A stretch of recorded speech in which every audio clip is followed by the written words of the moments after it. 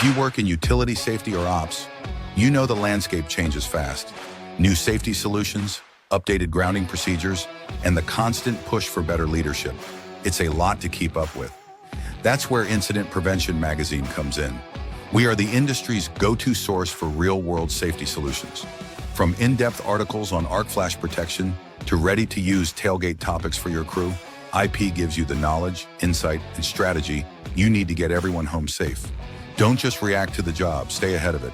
Subscribe today at incidentprevention.com. That's incidentprevention.com. Good day to everybody. Danny Raines here, Voice of Experience, back again. And we would like to present something today to you. It's a program called Accepting the Unacceptable.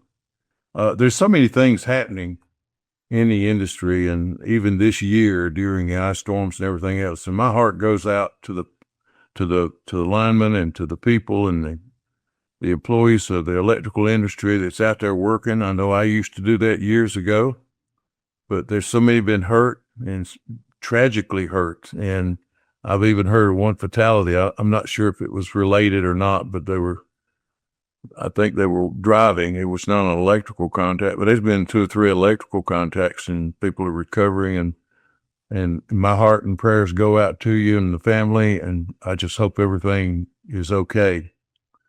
This program is a result of things like that happening in the past. Several years ago, one of my customers, the state co-op association, asked me to build a program for them. And I asked the director, what do you want me to talk about? He said, there's so many things happening out there, and there's so many people that know better, that maybe see it or doing it and have been trained better, and it still happens. And I thought for a minute, and that's how it got its name, Accepting the Unacceptable. So as you can see, and most of you that watching this program know me, and hopefully, and remember me, and of course nothing's changed except just getting a little older. But I've been in this business a very long time. I've done a lot, seen a lot, participated in a lot of things, investigations and court cases, testimonies, depositions, and it's just sad to see the result of the unacceptable, and that's what drives it. So there's the name, Accepting the Unacceptable. So what does that mean? Well, it's kind of like an article that I'm probably going to write for the next, I think, April issue. It'll come out, and it's about failed leadership. When does leadership begin, and when does it end? And what is the result of failed leadership? And so it's kind of along that same theme right there. It's all about preventing things from happening, incidents and accidents, and it's just things that, everybody kind of builds in the philosophy that things are going to happen to us because of what we're doing.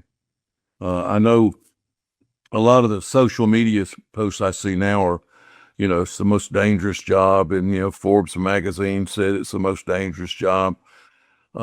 It's very, very hazardous job is what it is. And it really becomes dangerous when you don't follow the rules and regulations. When you follow the rules and regulations, you're in control of that situation.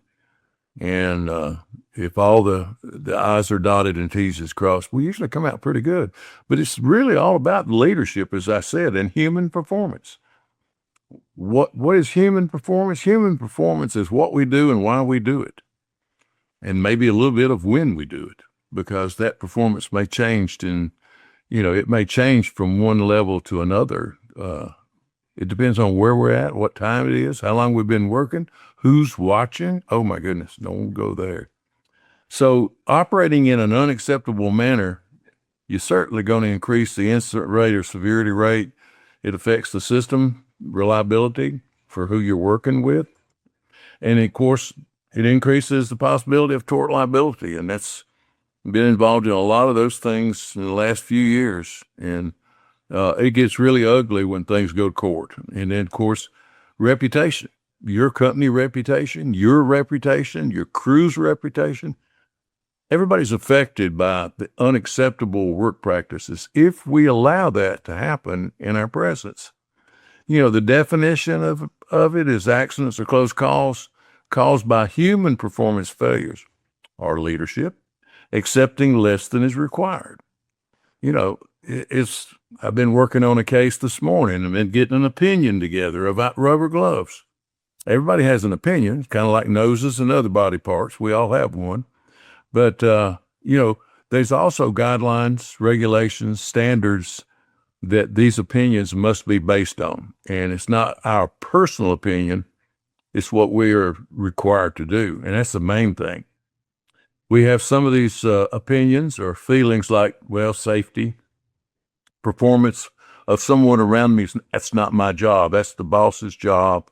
I'm out here just to work. I've had that told to me straight in my face. And I'm going, oh, come on, guys. You got to be kidding me. It results, directly from on-site decision making. In other words, what are we about to do right now? And, and how are we going to go about doing it? Well, first, I know how I've done it in the past, but two, how was I trained to do it? Ooh, maybe two different roads we can go down. And usually that's what happens out here. Well, these are numbers that comes from the National Safety Council and other places, in the, like, NIOSH, National Institute of Occupational Safety and Health, that does all the legwork for OSHA. 90% of human errors right here cause operational upsets. And it's the human errors as a result, system-induced error. And, of course, slips, trips, lapse of memory, lapse of whatever, following the rules. About 30% of it. But 90% of the 70% is us. It's us. 10% equipment failures. Well, that's going to happen occasionally.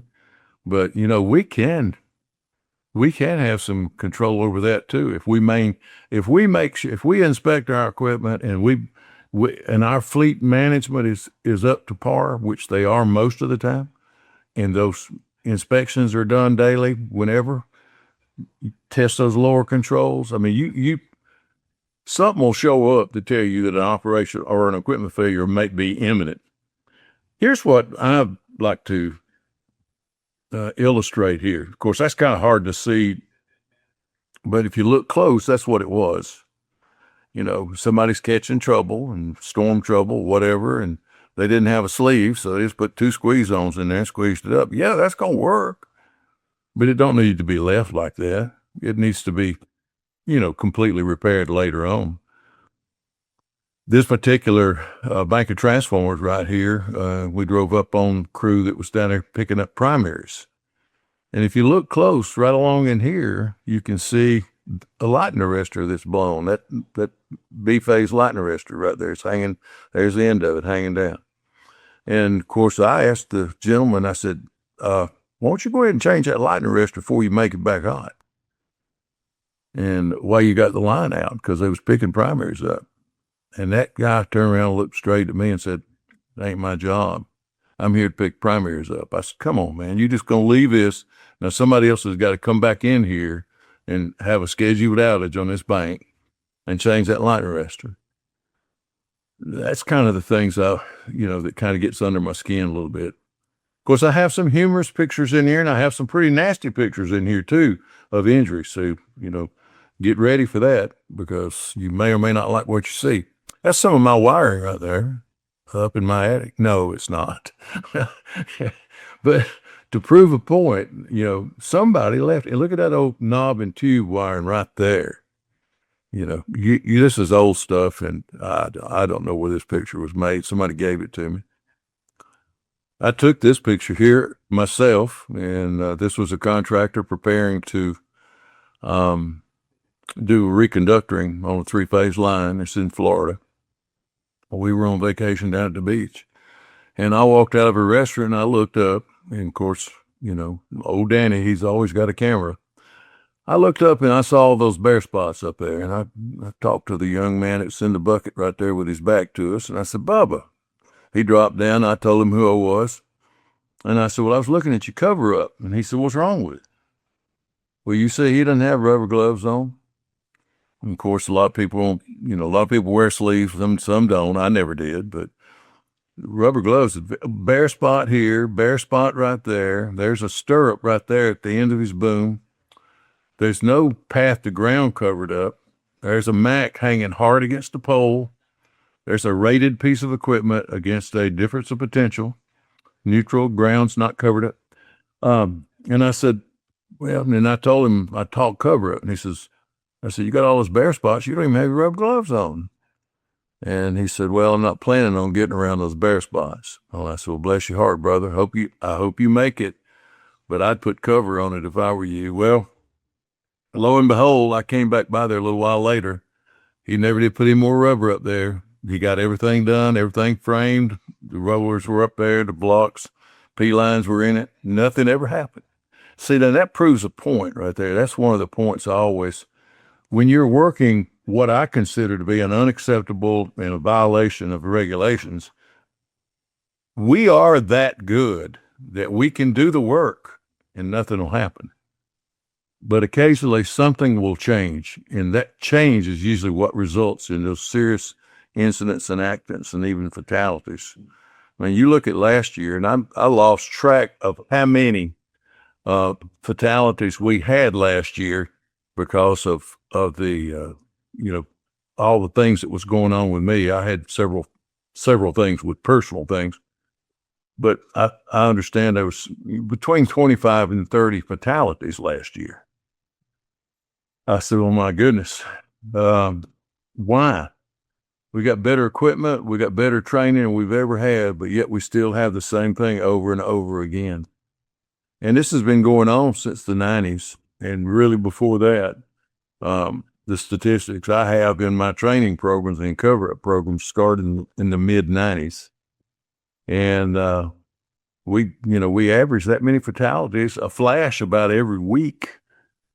Now, he didn't have one, but did he have the potential for having one with all these bare spots around and no gloves on? Like I say, good Lord looks after us. Now, I know there's a difference of opinion, and we don't build rubber trees, and I had someone tell me the other day that I'm not in a job to build a Salcor rubber tree, and I'm just here to do the work. I don't need all this. And of course, I think, I don't advocate a rubber tree at all. I advocate creating a safe work environment that I could work in. And if I make a mistake, I won't pay the highest penalty for it, because I'm human too, when it comes to human performance. Well, a lot of people say it takes too long to rubber it up. It's too much trouble. I need to hurry up and get through. Why? You're getting paid by the hour, aren't you? Not going to get to run late today because I got somewhere to go. All this takes too long. It's just just takes too much. So why unacceptable? Attrition, maybe new employees inexperienced. And I think really when you look back on the days, when I first started doing consulting and safety training back in the 80s and 90s, we would have storms and we would have a lot of things happen. And it seemed like the worst things happened to the most experienced people out there. And I don't know, maybe it was Jack Lacey said, don't get too comfortable with it. Okay. And maybe that's what happened to those experienced people. But if I look today's world, it seems like the younger folks today, the more inexperienced, and it's no fault of theirs, because if you hadn't been out there doing the work for 20 years, you're not going to have 20 years worth of experience. If you didn't have the right person training you, you're not going to have the correct experience you need, trained to the facts of what you should be doing. So improvising, just like using squeeze-ons instead of sleeves. Well, sometimes I just know better, but I decided to go the easy way. Well, that's a bad path. It's like somebody told me a long time ago, you have two buckets when you come into this industry. You have a luck bucket that's full. You have an experience bucket, which is empty. And as you fill that experience bucket up, you're using the luck bucket up. And sooner or later, that luck bucket's going to run out. And then that easy way might get you in trouble. You never know. If you're operating acceptable, it implies minimums. Well, I hear people say, well, I'm operating by the regulations. Well, the regulations, OSHA regulations, and industry standards has been agreed to that that's the minimum amount of precautions and practices that we need to take to do the work safely and not be injured. So, it's far from operating excellent. If, we consider a minimum excellent, no, we're just legal. I mean, that's all you're doing. Now, if you wanted to do a little bit more than the minimum, more than the regulation, that's fine too, but you can't do anything less. Well, the question you have is, how can you be best at preventing unacceptable work practices and operating at a minimum? Well, the definition of insanity is doing it over and over again, expecting a different outcome. That's why we keep losing 25 or 30 people and having a flash or a contact every week. I recount one time that I was doing a 30-hour class for a company, and I got through with it on Thursday afternoon and started home. And I found out on the way home, my phone started ringing. That Thursday, there were 4 different incidents, and 3 of them were fatalities, and one of them was a major contact with loss of limbs. All of that happened on Thursday. That Thursday. That's scary, that's there's a loss of leadership and a failure of leadership. There's a failure of, the principles of following your training, recognizing the hazards. There's a lot of things going on right there. But to me, it's a failure in many forms and fashions. Webster's dictionary says a leader is somebody that leads a movement. It's a guiding or directing force. Well, who is that? Who gets paid to be leaders? When you're talking about leadership, you're talking about supervision, or you talking about leadership? You can be the newest person on the crew and be a safety leader.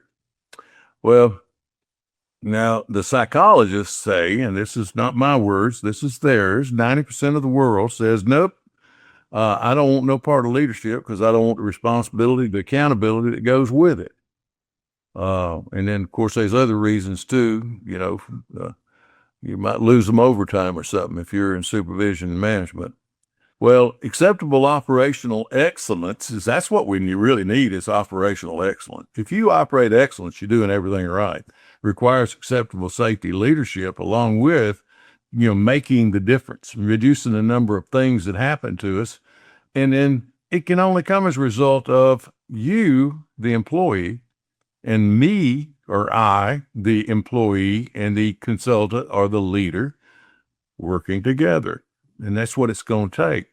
I just don't, for whatever reason, there's too many things happening out there that, to me, is a result of that. They're not working together. I think we're trying to do too many things at one time. Operating excellence is what? Everybody working acceptable. Everybody following the rules and regulations. Okay. Not accepting anything or actions or anything else less than what's expected or has been trained to. Well, if I hit the wrong button again, looking out for each other. I think that's a failure. And then not allowing fellow employees to make mistakes. I did not investigate this accident, but this accident occurred right down the road from my house a few years ago. And I was a young 23, 24-year-old, quote, a journeyman, unquote. Had only been in the business 2 or 3 years, which that's a hard pill to swallow. But he took his rubber glove off and stuck his hand trying to tighten a nut up on an arm bracket for a switch. And after he took his arm, basically he had his hand on the switch bracket on the wood arm, and he bumped a hot face that wasn't covered up. And he became a fatality. And the last thing that was said to that gentleman from another person in the bucket across from him was, I wouldn't take my rubber glove off to do that. And the last word he said was, I got it. That is sad. I mean, that hurts. That breaks my heart. I'm telling you, to hear that. I want to be my brother and sister's keeper.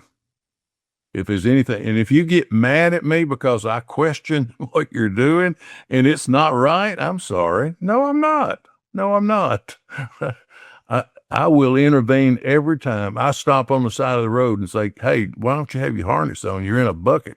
You may not be working on a red light, but you need a fall protection applies to you too.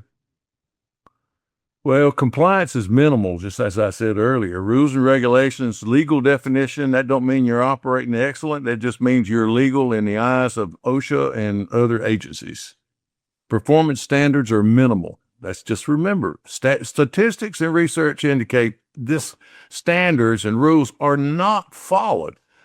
That is the most amazing thing that I guess I'm in my simplistic little mind of mine. I thought everybody generally followed all the rules. But yet when I investigate accidents, and I have many of them where, limbs or hands are burnt off or arms are burnt off, and then they blame it on failures of rubber gloves, or they blame this. But yet you go back and look at the accident, I can see 3 or 4 things that was not done that should be done and that I hope was taught. And they chose not to do them. No. That's accepting the unacceptable. Unsafe human performance, that's all that is. It leads to unacceptable work practices. There's my first line crew. Not really. But I point this out, if you look, there's these guys who got leg irons on here. I guess he was a truck driver, but who is this fella right here with the vest on? And he's a straw bolts, I think is what we used to call him a long time ago. Well, his job was out there to get things done. Was he concerned about these fellas' safety? I don't think so. Because back in those days, that was about 1928, 29, I think, is when this picture was taken. I think the mortality rate back then was about 50% of the people that went into our industry, they were carried out. They never walked out. So, Dwight Eisenhower made a comment, said leadership is the art of getting someone to do something you want done because he or she wants to do it. Now, you know how hard that is? Think about that for just a minute. When you want somebody to do something and they don't want to do it, how hard is it to get them to do what you want done, or what should be done is a better description, I think. Well, the qualities of this leadership here come from several different directions. Training experiences builds that credibility. Like I said, I was working on something this morning, trying to clear up testing of rubber gloves. And, I had to go through ASTM standards, updated standards, and then I finally went to one of the testing laboratories and verified what my assumption or what my interpretation of the standards is. And of course, we were all in agreement. You got to have credibility if you're going to be a leader. You can't, if you're a plumber trying to tell an electrician what to do, that might not work. Okay. Dependable. You got to be dependable. You got to be there when you're supposed to be there, and you need to stay there until you're not needed anymore. You got to be honest. You got to be trustworthy. That gains the respect. Okay. The personal leadership style is determined by the ability to communicate and personality type. It's one of the things that Nick and I have been doing on these podcasts is doing a little leadership training and human performance training. And we're going to talk a little bit about it in here and this one here too, because I think it is so important that we discuss this. Unacceptable work is a product of risk drift. We're human beings. We're accustomed to accepting a certain level and amount of risk. It's not danger, risk. Okay. I put my rubber gloves on, and I don't do an air test on them or whatever I'm supposed to do to inspect them, and then go up there and put my hands on a primary. I'm taking a risk. Okay. But I'm taking a risk even if I did all that, and I might have missed the pinhole in it or something. You never can tell. If I don't put a gut on a face or a blanket on a dead end or a shield on a pole and try to provide that equipotential work zone to where if I do make a mistake, I'm not going to suffer, a contact, an entry and an exit point on my body, because that don't work really good. Inconsequential actions certainly lead to these things. And like I said, we don't always pay the fiddler when we dance. Now, that boy in that bucket a while ago was dancing, okay? He was dancing all around that hot stuff and those grounds, and none of it was covered up like it should. Well, some of it was, but most of it was not. The grounds weren't, for sure, or difference of potential. We don't always pay. And that's what leads to complacency. Basically, we get, oh, well, I did it last time, I can do it again this time. And these kind of things wind up catching up with us after a while. I find a lot of signs along the way and see things, the bitterness of poor quality remains long after the sweetness of a low price. Don't ever think that the low bidder is going to give you the best quality product or the work. Because here's an example of this. I went out to a solar farm, and there was some gentlemen out there terminating once the collectors got in, and then went to the inverter, and then went to the step-up transformer. Well, anyway, this is what I found. If you'll look very closely, these are concentric neutrals off of primaries squeezed to the ring bus in the cubicle that I was in, okay? But they used an aluminum squeeze zone to squeeze two pieces of copper together. That's unlike metallurgic cables. No. Will it work? Yeah. How long will it work? I don't know. Does it increase the possibility of failure? Guarantee you it does. But yet, that's what I found all through this entire, and I don't know how many transformers, how many collectors that I found it in as step-up transformers, but let me tell you something. I told him, I said, you need to fix all that. That needs to be a copper squeeze zone. Well, it is always that electrician that will leave a trap for somebody. And fortunately, we found this trap, or the serviceman did, and called me, and I took this picture right here a long time ago. He just jumped out. He had finished wiring this, and he was checking his, equipment out, the receptacles and lights and everything. But he only had a piece of Romex on a 3-phase service, so he basically jumped one phase out to another to get all 3 phases hot to check the receptacles. And then he picked his Romex up and left, put the cover on the panel, and left his jumper. And, of course, somebody, which is really good, went there to hook the quadruplex service back up to the bank pole, and they rang it out like they're supposed to, and bingo, we found it, avoided a problem. That's working, at a higher level than minimums, okay? In other words, they're following their training, and they found it, but they were diligent enough to do the right thing. I can't begin to tell you what this is. This is, is that working unacceptable? Well, I didn't have a breaker to put it in, so I just put a screw in and didn't even put the right turn. I got a right-hand screw and a left-hand turn on the wire. I didn't even put it on right. Well, anyway, and then again, too, oh, wait a minute, I didn't have a bucket truck, but I had a bunch of pallets and a box and a forklift, no fall protection. But see, nothing's happened in any of these. And that's the point. You can work unacceptable many, many times, many, many days, months, years, and nothing happened to you. And then sooner or later, chances are all you're doing is increasing the odds of something going bad wrong. So, correcting it, okay? How we correct the unacceptable? Well, who does that? You expect your supervisor to do that, or your general foreman to do that, or your manager to do that, or your safety person? Don't go down that road. Employees must identify the unacceptability of work practices and correct it on the job site. It ends right there and begins right there. Because if we don't end it, the beginning continues on, okay? Poor and unacceptable stuff that's out there must be immediately corrected. I ask people all the time when I'm in training, I said, well, who's responsible for employee performance? And of course, everybody says, well, I am. Well, you should be accountable and responsible. It depends on who I ask, too. If I ask the employee, that's what I'd expect. What if I ask the employer? They'd say, well, the supervisor is responsible for it. What if I were to ask OSHA? Well, the employer is ultimately responsible, and they're not even on the job site, but they're still held accountable for the performance of every employee out there. So just remember that as you go through your work. I mean, somebody else far up the food chain from us is going to wind up biting a bullet on it. So they're not only responsible, but accountable for everybody's performance. But they can't correct it because they're not there. And many times management, they don't know what we're doing. They expect supervisors, trainers, consultants to do the training for them to represent their company to be sure everything's right.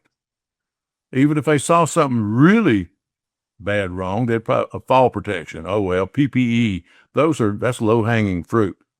The things that really gets us in trouble is the things that they might not even recognize. But employees can. Fall protection is fall protection, right? Yeah, that's good.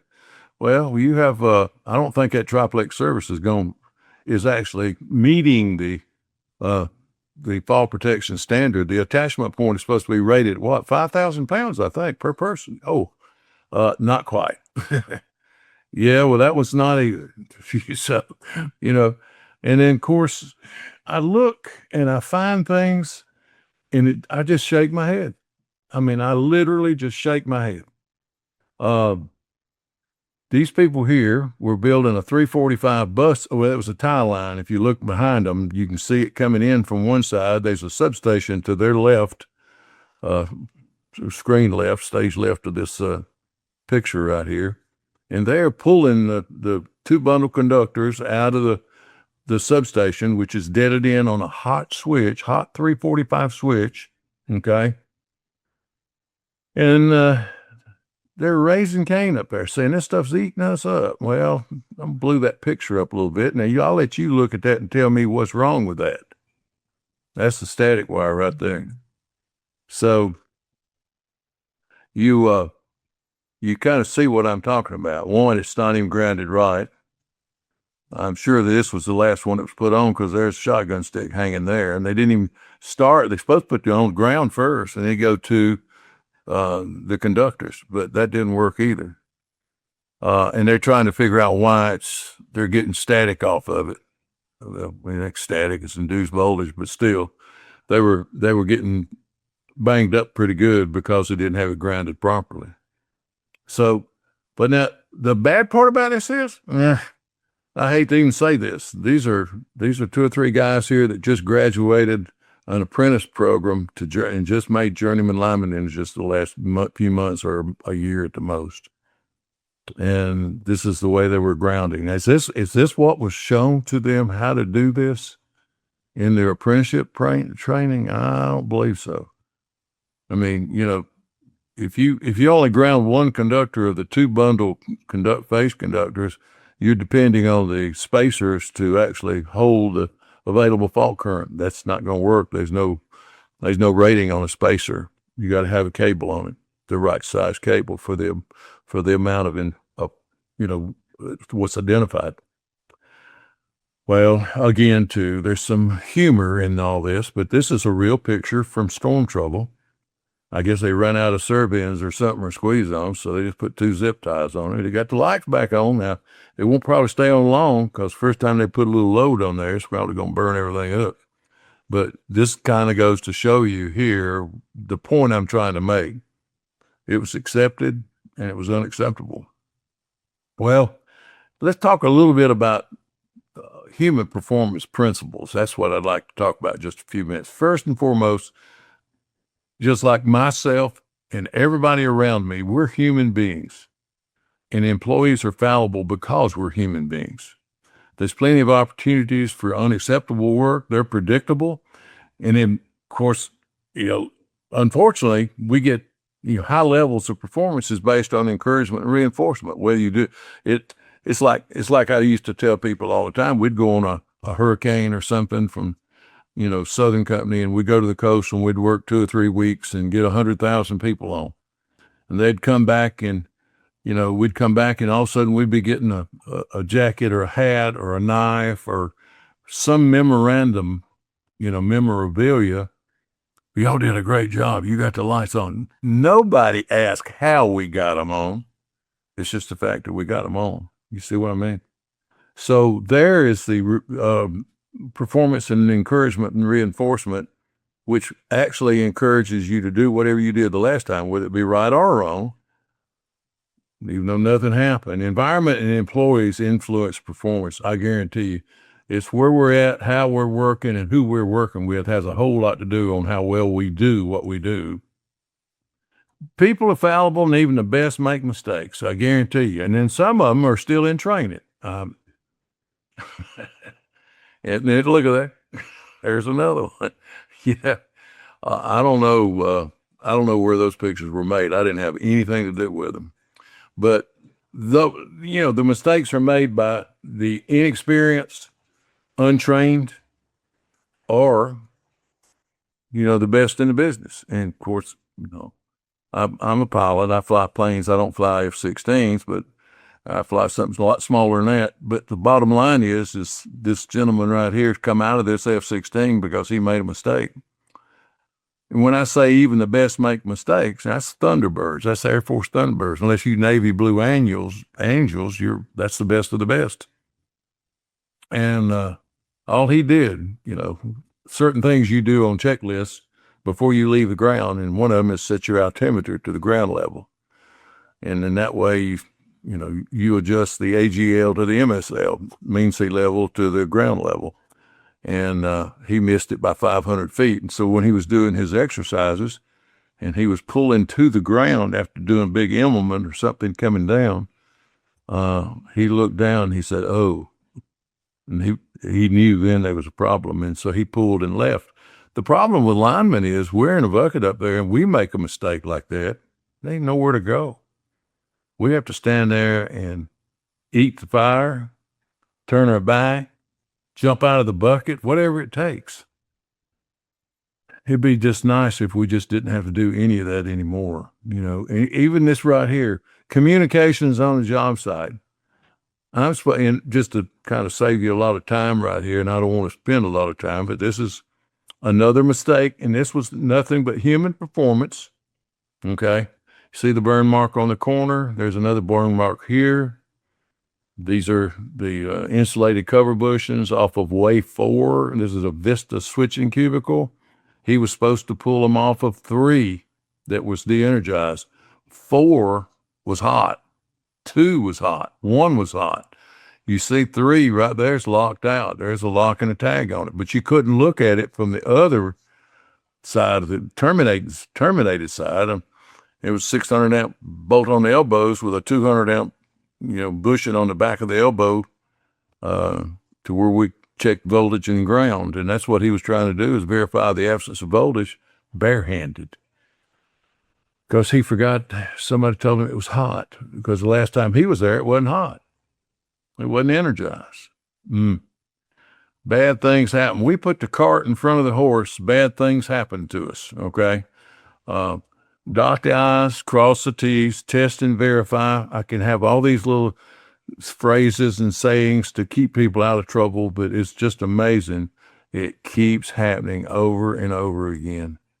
Operational upsets, and definitely, managed. If we're trained and prepared, mentally prepared, we have the correct teamwork and the correct vision of what needs to be done and understanding, that unexpected operational upset is usually human related or mechanically equipment related. And you saw what those percentages were earlier. Now, a good friend of mine, Jeff Odie Espenship, and a lot of folks may know him. I've been knowing him now for darn nigh 30 years. Safety and quality productivity all comes as a byproduct of personal value-based craftsmanship. And that's what, Odie flies an A350 now. I think he goes back and forth to South Africa and over to China and Japan and all that. He can't make those mistakes in that big old Airbus. No. But that's why he's doing very similar things that I'm doing right now, but he's just doing them to different companies. But when you look, if you want productivity and quality, then it comes from personal valued craftsmanship. I think we're leaving the personal value out of a lot of the incidents and things that occurred. It's just an opinion. It's a talented art of pursuing perfection. you've got to, when you're flying an airplane, whether I'm flying my Cherokee 180 or whether he's flying an A350, it doesn't matter. You know, this the linemen and pilots have two things in common, and that's what I've always said. Um, both of us, both the individuals are operating, flying, driving, operating very complicated equipment, doing very complicated jobs, if you will. But then the other ingredient is we're all human beings. We are all fallible and we can make a mistake. And what in airplanes it's called cockpit resource management. That's when you work together as a captain and a first officer to be sure you're looking after one another. I'm not sure we're looking after one another like we should. Well, another very unfortunate accident right here. No good deed goes unpunished. And this resulted in a fatality right here because somebody was trying to do something, save time and money, which was, that's kind of that's embedded in all of us. If we can make something better and do it a little easier, then we can. And all he needed was a locate. And he didn't have the correct locates on a gas line and tried to pull a pole and change one out and clean it out and then clean it out with an auger and hit a 4-inch plastic gas main, and you see what happened. Well, again, too, we have putting the cart in front of the horse again. They may change the property lines, and if we take property lines and move them 20 feet one way or another, we can get another lot and get another house in. Well, guess what? It don't always work that way. But anyway, it didn't stop that. If you don't have time to do it right the first time, what makes you think you have time to do it twice? I love that sign. And, that and start, the rest is easy are two of my favorite sayings. Take the time to do it right the first time, because, if you're going to get paid to go back and do it again, or you're going to leave a mess for somebody else to have to clean up. And that's basically the unacceptable part of that. It's like this. Every time I look at that picture right there, I kind of snicker. I'm going, good Lord. That was a live front transformer made into a loop feed transformer, and all they did was splice out the cables and put an elbow on them. And what should have been done there? That was not done right the first time. So now then, somebody's got to have an outage and go back and pick that transformer up, dig down there, splice all 6 of those elbows or cables, and re-terminate elbows on them and get it like you should. How are you going to switch something like that? This gentleman right here basically was a victim of, improper cover-up, improper use of rubber gloves. This is from Joseph M. Steele Burn Center in Augusta, Georgia, is where it come from. He had a contact. He had an entry on his left arm and an exit on his right shoulder and right hand. And of course, at the end of the day, bless his heart, he's still here. I actually bumped into his neighbor not too long ago, and I think he don't live too far from me right here. But there he is today, and this happened way back in like 2002. But he's been like that ever since. This is what just breaks my heart. When I see stuff like this, it's just like, oh my gosh, why? And again, this is another incident here where somebody made an assumption. Basically, that's an apprentice right there. There's his journeyman lineman down here. And, they were working on changing his cross arm out. And they removed the hotline clamps from these stirrups up top, thinking they de-energized this, but somebody had switched it around. It was feeding backwards. So this was actually hot down here. And when they take the hotline clamps off, they kill the line on top, which is kind of opposite to everything that, we do in the field. But so unfortunate. And of course, he stayed in the burn center, and this gentleman here passed away. And just another statistic. Here's another unacceptable action on a brand new truck. A second grade school teacher and a serviceman were in this truck doing a science experiment for a second grade class. and he stood the inner boom straight up and the outer boom straight out, and it was rotating around, and then half the bolts had vibrated and nuts had vibrated off the bolts on the turntable.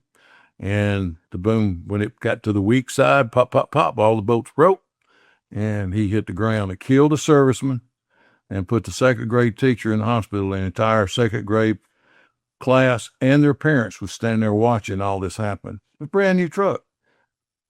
And had he followed 1910-269 P3-4 of inspecting that truck before he had got in it, he would have seen those nuts laying in the bottom of the bed of the truck, maybe, and that might not have happened. Very sad.